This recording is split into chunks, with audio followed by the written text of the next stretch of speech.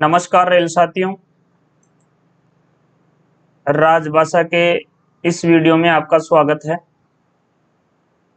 और इस वीडियो में हमने लिया है राजभाषा के 10 महत्वपूर्ण प्रश्न, जो कि एक जेई 25% एलडीसी कोटा के पेपर से ये 10 प्रश्न लिए गए हैं।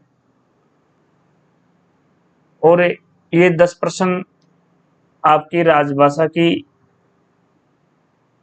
तैयारी में बहुत सहायक होंगे और एक आपको मार्गदर्शन मिलेगा, आपको एक गाइडलाइन मिलेगी राजभाषा की तैयारी के लिए।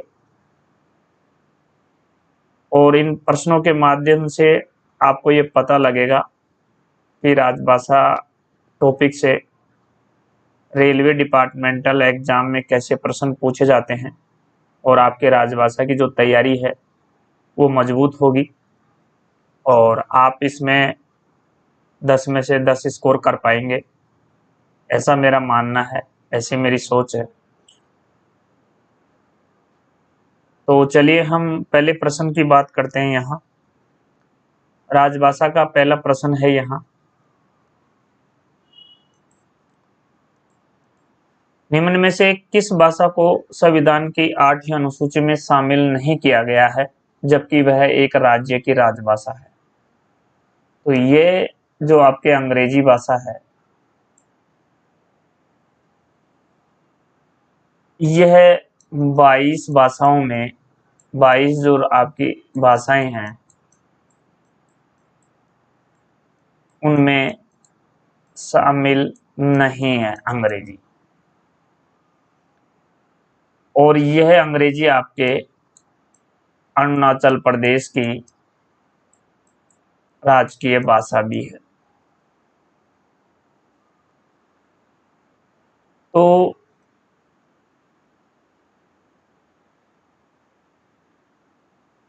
यहाँ पे जो प्रश्न पूछा गया है वो पूछा गया है कि जो राजभाषा है उनमें जो 22 भाषाएं हैं उनमें आपकी अंग्रेजी भाषा शामिल नहीं है। इसके साथ साथ आपको ये भी ध्यान रखना है यहाँ कि नेपाली भाषा है वो एकमात्र विदेशी भाषा है।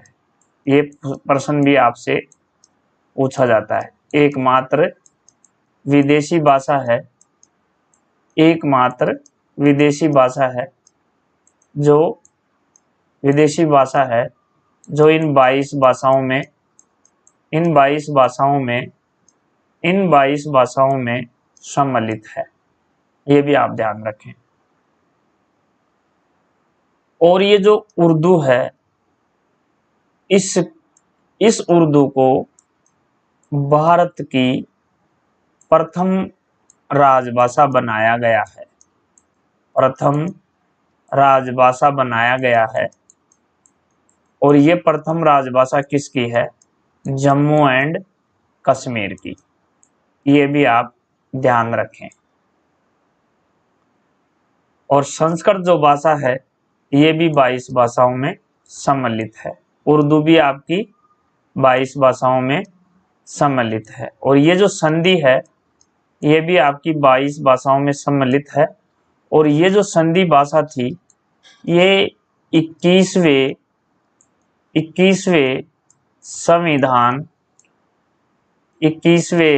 संविधान संशोधन के तहत 21वें संविधान संशोधन के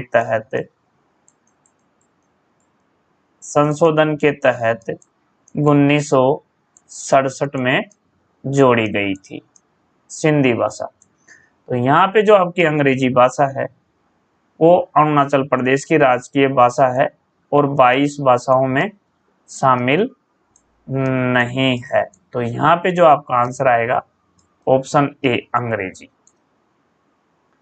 प्रश्न नंबर 102 है, संविधान की 8वीं अनुसूची में 21वें संविधानिक संशोधन द्वारा निम्न में से कौन सी भाषा जोड़ी गई थी? तो ये मैंने अभी आपको बताया गया था कि 21वें संविधानिक संशोधन हुआ था 1967 में। और उस समय जो इसमें भाषा जोड़ी गई थी वो जोड़ी गई थी सिंधी।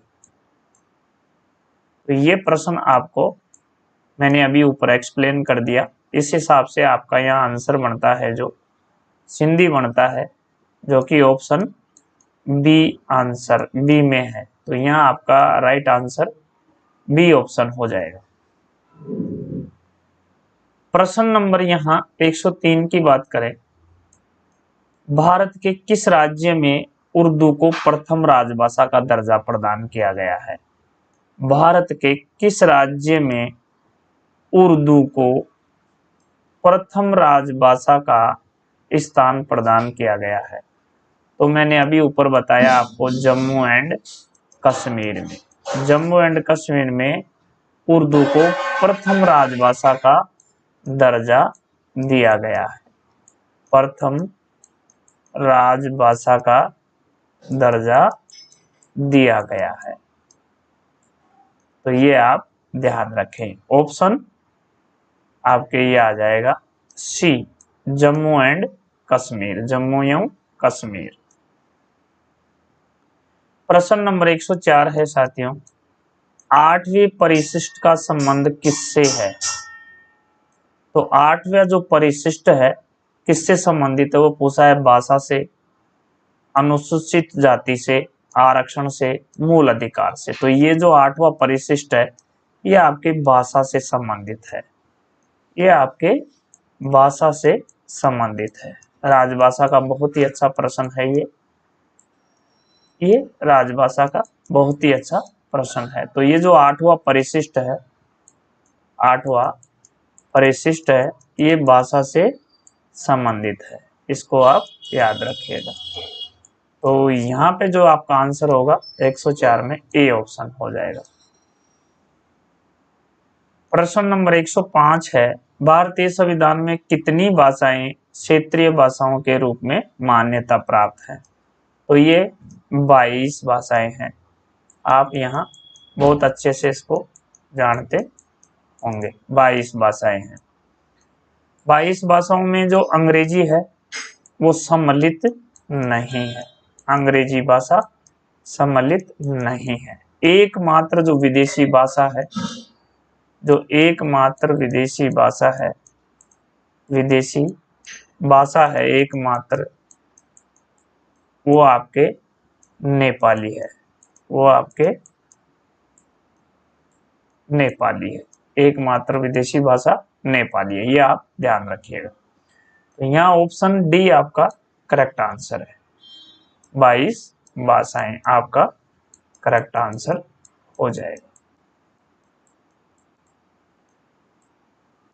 राजभाषा के विस्तृत अध्ययन के लिए आप मेरे पिछले वीडियो देख सकते हैं। मैंने पिछले वीडियो में बहुत ही अच्छी तरह से इन प्रश्नों का एक्सप्लेन किया है। तो यहाँ पे आपका जो उत्तर बनेगा वो 105 में 22 भाषाएं आ जाएगा। प्रश्न नंबर 106 है साथियों, भारतीय संविधान के 8वीं अनुसूची में कौन सी भाषा वर्ष 2003 में जोड़ी गई? तो 8वीं अनुसूची में ये जो भाषाएं हैं ये सारी 8वीं अनुसूची में है। ये जो 22 भाषाएं हैं ये सारी आपके 8वीं अनुसूची में आती हैं, ये आप ध्यान रखें, 8वीं अनुसूची में आती हैं। तो ये 2003 की बात कर रहा है कि 2003 में कौन सी भाषाएं जोड़ी गई थी। तो 2003 में आपका जो संविधान संशोधन हुआ था वो 92वां संविधान संशोधन हुआ था, 92वां संविधान संशोधन हुआ था।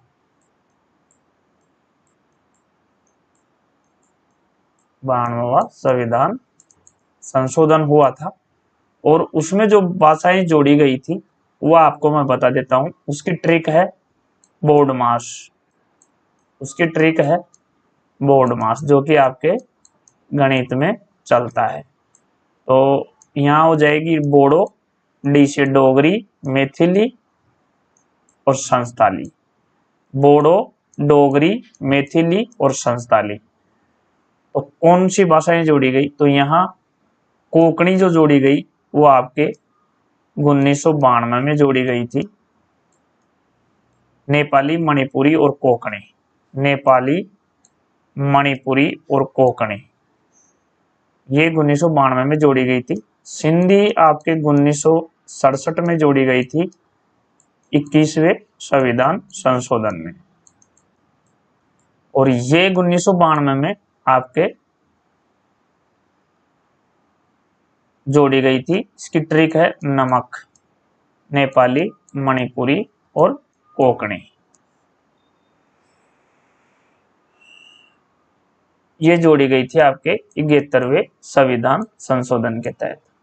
और ये संस्थाली जो जोड़ी गई थी ये 2003 में जोड़ी गई थी 92वां संविधान संशोधन के तहत। तो यहाँ जो आपका आंसर आएगा वो संस्थाली आएगा। संस्थाली के अलावा यहाँ बोडो,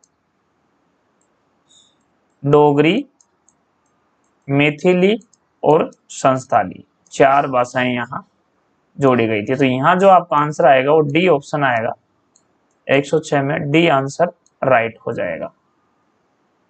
प्रश्न नंबर 107 है, निम्न में से कौन सी भाषा भारतीय संविधान की 8वीं अनुसूची में उल्लेखित नहीं है? तो भारतीय संविधान की 8वीं अनुसूची में उल्लेखित नहीं है, तो 22 भाषाएं उल्लेखित हैं। उनमें आपकी अंग्रेजी, उनमें आपकी इंग्लिश उल्लेखित नहीं है, और जो एकमात्र विदेशी भाषा है वो आपकी नेपाली है। ये आपको ध्यान में रखना है। तो यहाँ आपका जो आंसर होगा अंग्रेजी हो जाएगा। Option C answer is correct. बाकी संस्कृत 22 भाषाओं में है, सिंधी 22 भाषाओं में है, नेपाली 22 भाषाओं में है। नेपाली यहाँ एकमात्र विदेशी भाषा है, एकमात्र विदेशी भाषा नेपाली सम्मिलित है 22 भाषाओं में। लेकिन ये जो अंग्रेजी भाषा है ये 22 भाषाओं में शामिल नहीं है, इसलिए आपका आंसर यहाँ सी ऑप्शन हो जाएगा। C option correct answer. प्रश्न नंबर 108 है साथियों, भारतीय संघ की आधिकारिक भाषा के रूप में संविधान द्वारा किसे मान्यता प्राप्त है? तो ये जो भारतीय संघ की आधिकारिक भाषा के रूप में संविधान द्वारा किसे मान्यता प्राप्त है? तो ये हिंदी को प्राप्त है। तो यहाँ जो आपका ऑप्शन होगा Hindi, option B is correct answer. प्रश्न नंबर 119 है साथियों, संविधान के किस अनुच्छेद के अंतर्गत हिंदी को राजभाषा के रूप में दर्जा प्रदान किया गया है? तो वो है आपका 343(1). तो आपका ऑप्शन यहाँ C option is correct answer हो जाएगा। सी आपका करेक्ट आंसर हो जाएगा। चलिए साथियों लास्ट प्रश्न देख लेते हैं। ये प्रश्न बहुत अच्छा है और इम्पोर्टेंट भी है। हिंदी देश की राष्ट्रभाषा है, बिल्कुल सही है, हिंदी देश की राष्ट्रभाषा है। लेकिन शासकीय प्रयोजन के लिए अंग्रेजी भाषा को प्रयोग को कब तक करने के लिए अनुमति प्रदान की गई है? लेकिन शासकीय प्रयोजनों के लिए, यानी शासकीय प्रयोजनों के लिए अंग्रेजी भाषा को प्रयोग को कब तक करने की अनुमति प्रदान की गई है? यहाँ ऑप्शन में दे रखा है 2009, तो 2009 तो गया, तो ये तो वैसे ही कट है, गलत है। फिर दे रखा है 2011, तो 2011 भी चला गया, फिर भी यूजर, तो ये भी गलत है।